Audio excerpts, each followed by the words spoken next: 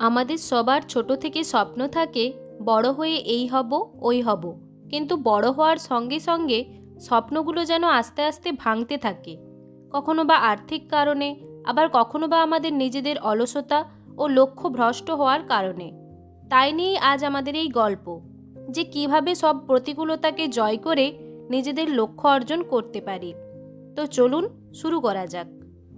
এক গ্রামে রাজু নামের এক মেধাবী ছাত্র বাস করত। রাজুর জীবনযাত্রা ছিল খুবই সাধারণ। রাজু গরিব পরিবারের ছেলে হলেও তার মধ্যে ছিল জীবনে প্রতিষ্ঠিত হওয়ার অনেক স্বপ্ন ও আশা। তার বাবা কৃষক ছিলেন, তাদের জমিও খুব কম ছিল। ওই জমিতে চাষ করে যা হোক করে তাদের দিন কেটে যেত। তাদের খুব ছোট একটা মাটির বাড়ি ছিল।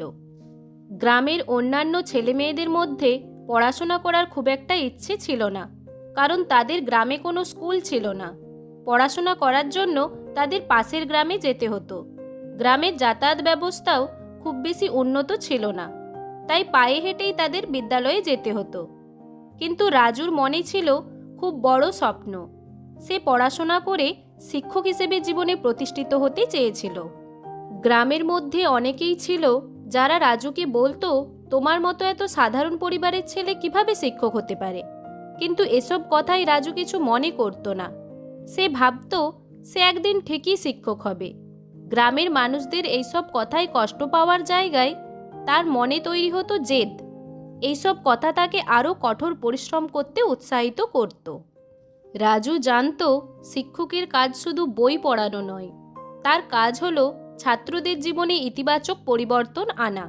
সে প্রতিদিন তার পড়াশোনা চালিয়ে যেত। স্কুলের শিক্ষকরা তাকে যা শেখাতেন সেটা শিখে সে বাড়িতে এসে আরও পড়াশোনা করত। পড়াশোনা করতে করতে অনেক সময় সে রাতে ঠিকভাবে ঘুমানোর সময়ও পেত না। সে জানতো শিক্ষক হতে গেলে তাকে অনেক কঠোর পরিশ্রম করতে হবে। সে খুব মনোযোগী হয়ে পড়াশোনা করত। তার পরিবারের আর্থিক অবস্থা ভালো ছিল না।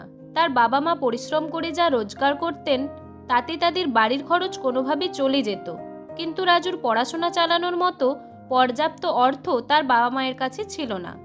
অনেক সময় বই কেনার জন্য তার কাছে টাকা থাকতো না। কিন্তু সে জানতো যদি সে নিজের স্বপ্ন পূরণ করতে চায় তাহলে এই সব প্রতিবন্ধকতায় ভেঙে পড়লে চলবে না। গ্রামের অনেক ভালো মানুষেরা তাকে অর্থ সাহায্য করত।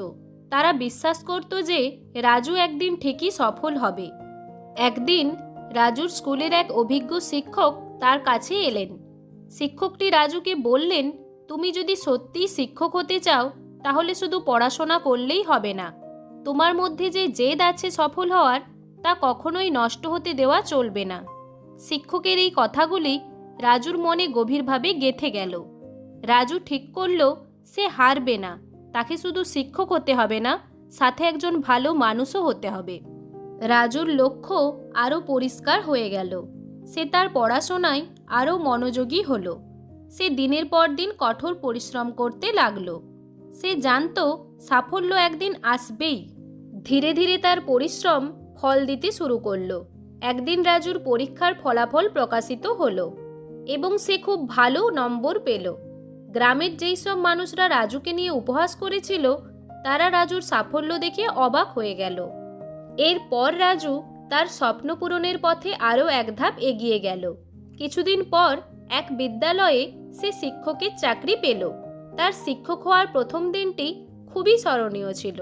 তার বাবা মা তার এই সাফল্যে খুবই খুশি হলো।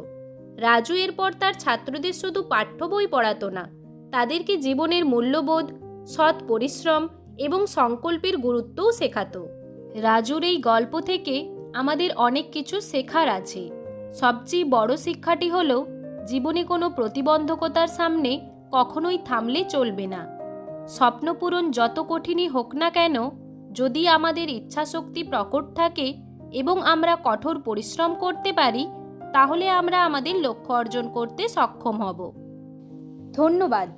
আমাদের এই গল্পগুলি যদি আপনাদের ভালো লেগে থাকে তাহলে লাইক, কমেন্ট এবং শেয়ার করবেন এবং এই ধরনের আরও গল্প পেতে আমাদের চ্যানেলটিকে সাবস্ক্রাইব করবেন।